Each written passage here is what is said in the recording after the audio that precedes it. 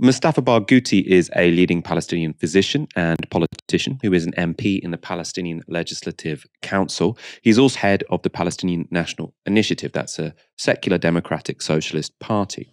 But according to Julia Hartley Brewer, this man warrants zero respect. Here she's conducting a pretty disgraceful interview with Barghouti where they discussed the recent assassination by Israel of a Hamas leader in Beirut. It's a good thing when terrorist leaders are assassinated, isn't it? No, it is not, because they are not terrorist leaders. And I am so surprised that you are encouraging the assassination of political people. I'm encouraging the assassination of people encouraging. Wait a minute, let me answer, please. Mm-hmm. You are encouraging the violation of international law.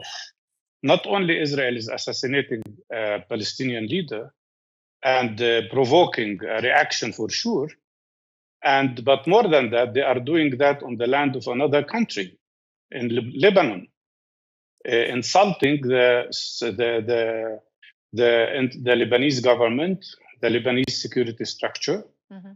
and insulting the Lebanese people. So I just want to clarify. No, can I just clarify? You think it's terrible that everyone assumes it's Israel, that Israel went into another country and killed somebody, and that, yes, that would provoke a reaction. Did you make the same comments about the October 7th massacre? Did you also condemn Hamas for entering Israeli territory, provoking reaction from Israel and killing innocent people? Do you condemn that Israel is occupying us since 1967? Do you condemn that Israel is practicing ethnic cleansing against Palestinian people since 75 years? Do you condemn that Israel has evicted 70% of the Palestinian people from their land, erasing to the ground 520 Palestinian towns and villages? Okay. Condemn that, and then I'll answer. She won't condemn it because she doesn't understand it. Right, Julia Hartley Brewer never talks about the fact that Palestine has been occupied since or the Palestinian territories, the occupied Palestinian territories have been occupied since 1967. She never acknowledges the ethnic cleansing that's going on, right? And you can see that actually by the comparison she made, because when Israel takes out a Hamas leader in Beirut, they are entering sort of an independent sovereign country, right? Lebanon has nothing to do with Israel, right? When Hamas enter Israel, now, obviously, killing civilians is wrong, right? Killing civilians is wrong. But when Palestinians enter Israel, that's not a foreign country, right? Israel is occupying the Palestinian territories. You're not going across an international border when you go from Gaza to Israel, because there aren't two states, right? If Israel had agreed to a two-state solution where you had a viable Palestine, a viable independent Palestine, then when you cross from Gaza into, well, it would have been Palestine, wouldn't it? When you cross from Palestinian territories, occupied Palestinian territories, into Israel, then you would be crossing a foreign border. But you're not at the moment, because they aren't two independent countries. There is an occupying power, Israel, and people who are being occupied. So those aren't international borders that actually make much sense, right? So it's not an analysis that really works. It speaks to someone who doesn't understand what they're talking about. Now, as you can imagine, there was then a very long standoff about whether the Palestinian politician would condemn Hamas. I really thought we were past this. And then this happened. The way out of this is not to provoke another war with Lebanon. That's what Netanyahu wants. That's, by the way, against the will of many Israelis. Yes, want to see their soldiers. But the interesting thing is that Israelis who disagree with their government are able to do so in a democratic country, which, of course, doesn't exist anywhere else in the Middle East. Okay, you say you don't approve of... And do you think that Israel is a democratic country? I know that Israel is a democracy. They have elections. No, this man is now, has 4 courts against him because of 4 cases of corruption. This man knows if the war stops, we haven't got time to do the entire history of Benjamin Netanyahu, who is not a popular figure in Israel. I'm not here to defend Benjamin Netanyahu. Mustafa, is it possible to... Whenever I speak about Palestinian rights or Palestinian situation, you claim it is history. I'm talking about what's happening today. No, I know, and this is not history. Can we just... You talked about how you don't want Israel. You're saying Israel that October the 7th happened. You're placing that in historical context. I understand that. Please don't say that again. We don't have time for it. You've made that point 5 times already. I don't know what you have time for. Oh my God, for the love of God, let me finish a sentence, man. Maybe you're not used to women talking. I don't know. But I'd like to finish a sentence, sir. Anyway, so... No, you are misleading the public now by claiming right, I've got 20 seconds left. I'm not even going to bother trying to answer. If you don't think Israel's reaction is acceptable, what would have been an acceptable reaction to you? You've got 10 seconds left. To end occupation and allow peace to prevail for both people. That's their reaction. Brilliant.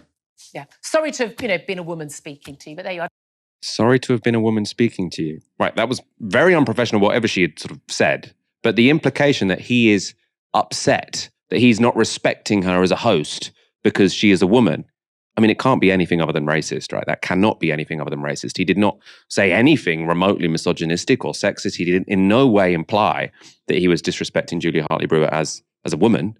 And to be honest, he didn't even seem disrespectful, right? He was saying, I want to give these answers. I want to talk about the fact that this didn't start on October the 7th. I want to talk about the occupation and the discrimination, the apartheid, which Palestinian people suffer, because he probably knows that Julia Hartley Brewer never talks about that on her goddamn show, right?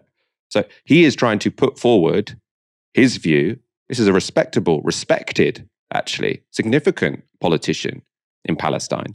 And she, because he doesn't want to go down her stupid garden path questions, accuses him of sexism. Aaron, I mean, that was, by the way, they also put that out as a clip. They were proud of that.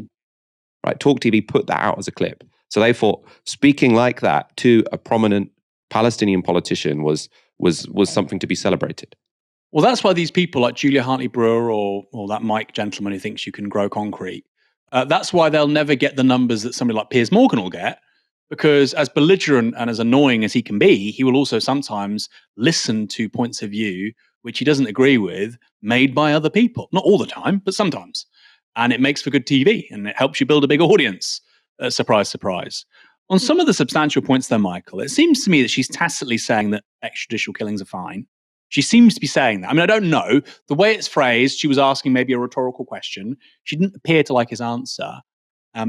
Remember, after the Second World War, we gave the Nazi leadership, the people that led the Third Reich, responsible for starting a war that killed tens of millions of people, responsible for the Holocaust, we gave them trials.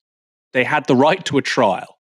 There were even certain presumptions around their status until the outcome had been decided through a legal process. So I don't quite understand. Does she think that some Hamas leader, some alleged Hamas leader in Lebanon is somehow worse than the people that led the Third Reich? Obviously not. Extrajudicial killings are a very bad idea because very often you'll kill people who've done nothing wrong. We see that with the US, in Afghanistan, and a bunch of places. It's not a smart way to operate. And you can't say rules-based system, global order, rule of law, and then say, oh, yeah, extrajudicial killings, that's fine. Go and assassinate people on the streets. Go blow up their house, that's fine. That doesn't mean you then side with the guy. And of course, this is how our brain works. That doesn't mean you then side with the guy. He's a great guy. I love the guy. No, you just say the principle of extrajudicial assassinations is not one I'm going to defend. No. And then secondly, like you say, Michael, about this territory, we have to be very clear about this. On October 7th, Hamas didn't enter Israeli territory from a sovereign country. You've made this point already very lucidly. But I think this is so key. And like you said, it underscores the fact she has no idea what she's talking about. I had this conversation with Michelle Dewberry on GB News, who, by the way, is a much better host than Julia Hartley Brewer. She will listen to people she disagrees with, and you can see her thinking about stuff she's not heard before, or she might not agree with. And she said, well, if you were an Israeli, how would you feel about living next to people that want to kill you? How would you feel? And I'm not that. Let me put myself in their shoes. I would want a secure, internationally recognized border. You might want to militarize it, fine. But I definitely would want a solid, internationally recognized border. That's precisely what they're not doing. Oh, how would you feel if somebody wants to kill you? Well, I certainly wouldn't be an illegal settler in the West Bank. They want to kill me. Okay, I'll go live next to them. Give me a break. And by the way, of course, most people in the West Bank don't want to kill anybody. They just want to get on with their lives, like most people. So I think you're right to say that this shows a fundamental literacy on the part of Julia Hartley Brewer. And that's fine. Look, as journalists, all of us don't know certain things. And the point is, you can be open to different points of view, which is clearly not. And like I say, even something like Piers Morgan at Talk TV, and it's not a left-right thing. This is not a left-right thing. It's just some people are open-minded and they tend to produce good media. By the way, Michael, that's why you're knocking out of the park with Novara Live.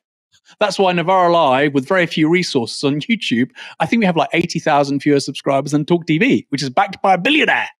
I think that says something about the caliber of these people, like Julia Hartley Brewer, etc., and their lack of curiosity. It's not good TV. About this idea of him being a misogynist, I find this so remarkable coming from Julia Hartley Brewer, of all people, because she would be the first to say, don't use the women card or the race card. The second she's in a discussion with a guy she doesn't seem to like or agree with, she's saying he's a misogynist. My read on this is, and I could be wrong, is that she came at it with a certain tone and he met her. That's all. That's what people do, by the way. If you ever want to de-escalate an argument, do the opposite. Calm down. Lower the tone of your voice. Speak in very short sentences. Seem like you're listening. The other person will calm down. Equally, if you start screaming and shouting, they'll go to your level. And I think I don't think he's screaming or shouting, but she was being very abrasive and confrontational, as is her right. That's TV. You can do what you like. You're the host. Sometimes it's good. Sometimes it doesn't work, but whatever. And he met her where she was. And of course, because he does that and he makes the point he makes, well, of course, he must be a misogynist. And she's making that argument, seemingly, like you say, because he's an Arab. Would she say that to a man from her own culture? Would she say that to a white British guy? I don't know. I mean, she'd have to answer that herself. It doesn't make for good journalism, and it certainly doesn't look professional.